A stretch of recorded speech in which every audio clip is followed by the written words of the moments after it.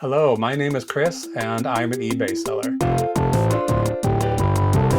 Today is March 31st, it's Monday night, and this seems like a good time to talk about my best sales of the year. So I'm going to run down my top 7 sales and tell you a little bit about them as we go along.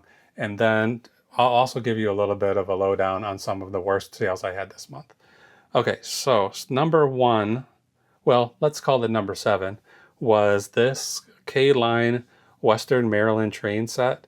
So this obviously is like a model railroad set.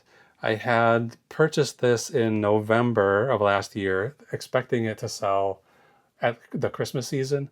I got it at the Goodwill for $21.92. It sat in my shop for 126 days, which isn't too long. That's what, 3-ish months, just over 3 months.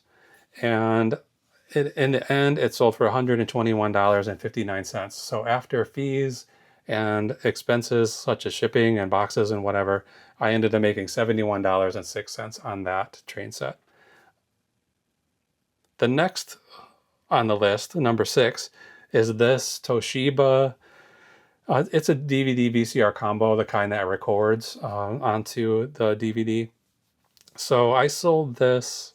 Well, I got this at an estate sale. I paid $15 for it, and I sold it after only 9 days in my shop, but that was after it had been listed twice. So I listed it once. It sold pretty quickly. The buyer who purchased it had it only for about 1 day and then requested a return and a refund, which I granted because he said it would not play tapes. Of course, I had tested it before I shipped it, and I described it as in working condition, but it came back. Anything could happen. Could have been broken in shipping. Who knows? In the end, when it came back here, I plugged it back into the TV, and it worked just fine. It played DVDs, played VHS tapes. I relisted it, and then 9 days later, it sold again for $99.99 plus shipping. So that one, after everything, earned me $75.88.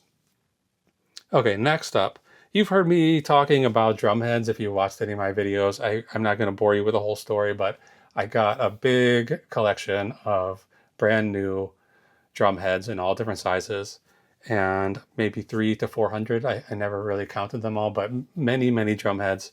They have a pretty good value. Essentially, even the smallest ones are $10 to $12 a piece. Regular sort of snare and tom drum heads, $25 maybe.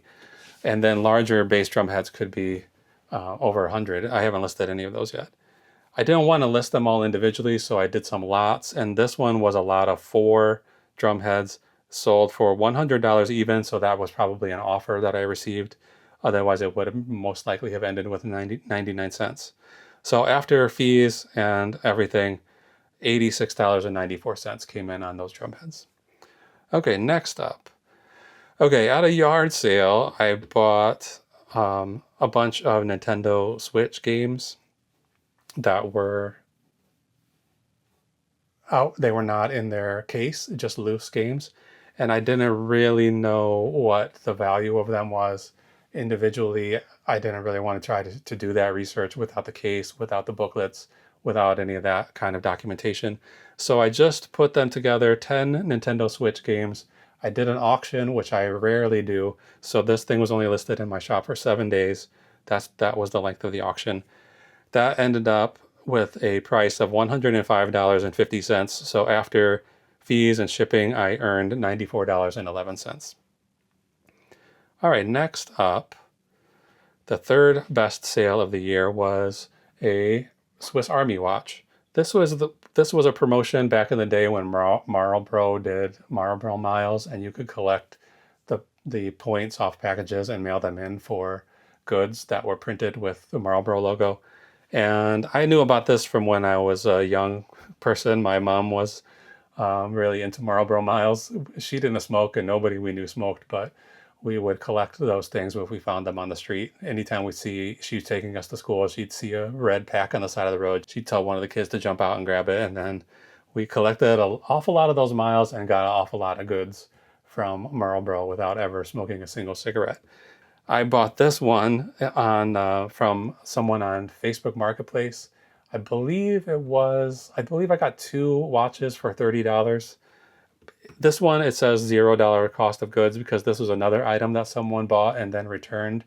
They thought that it was broken, even though it just had a dead battery. It was a brand new watch, had never been worn since 1990 when it was produced. So, of course, that battery was dead. This buyer didn't quite understand that and sent the watch back. I sold it pretty quickly. Well, I'm not sure exactly when I relisted it, but the total amount of time this was in my shop was 237 days.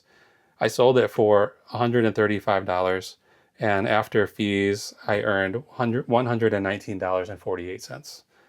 Okay, second best sale of the year was a Fisher Price PXL 2000. You may have seen these on the internet in the 90s. They were all the rage back then. This was a camera that Fisher Price made for kids in the 1980s. It recorded video onto conventional audio tapes rather than videotapes. Had like a really pixelated black and white quality that became popular later in the 90s with independent filmmakers and people like that. I probably bought it around 1990, probably at a yard sale. I'm not sure.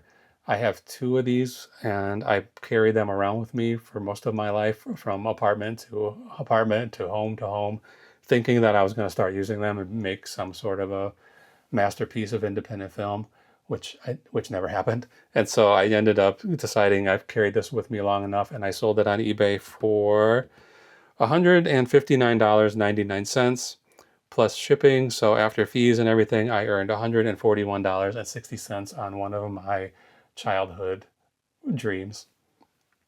Okay, the best sale of the year was a set of encyclopedias. I'd say a few years ago, encyclopedias were all but worthless. People were just giving them away, which is still the case, honestly. I got this set for free from someone who wanted to get rid of it.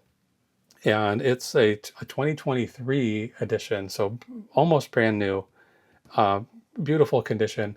These things were selling for between $500 and $600 at the top end, and I don't have a lot of room to store a giant set of encyclopedias, so priced mine at the lower end of that.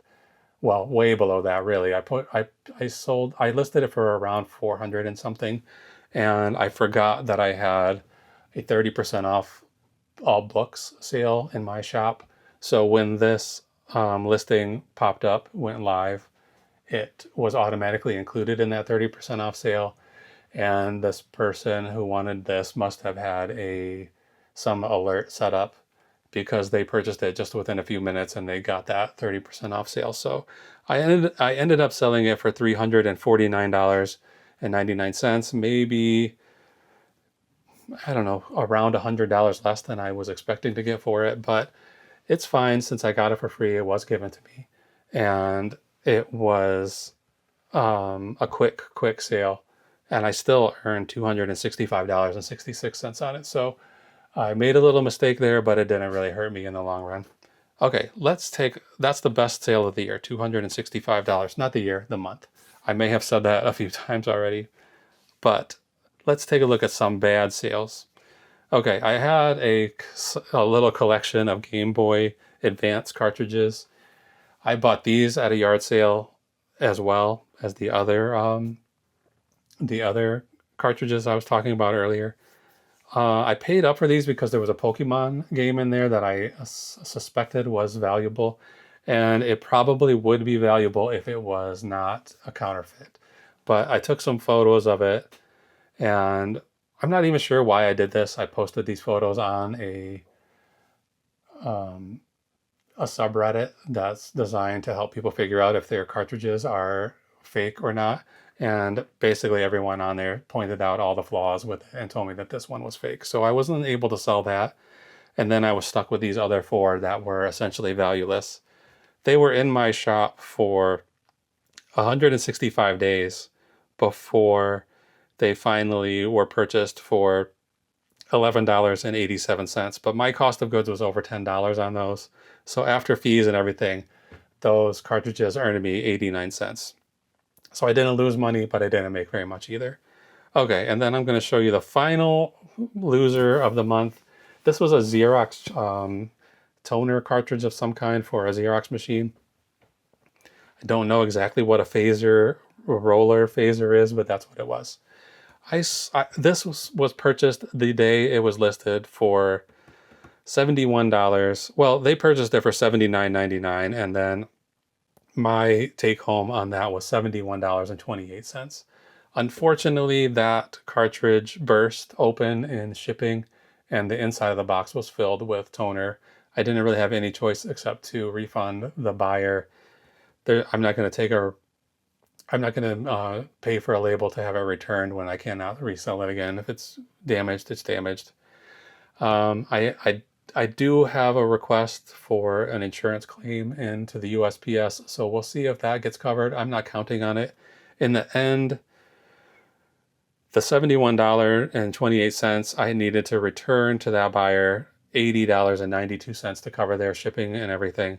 And so I ended up losing $9.64 on that sale. One of the first, I mean, very few sales do I have where I actually lose money, and this was one.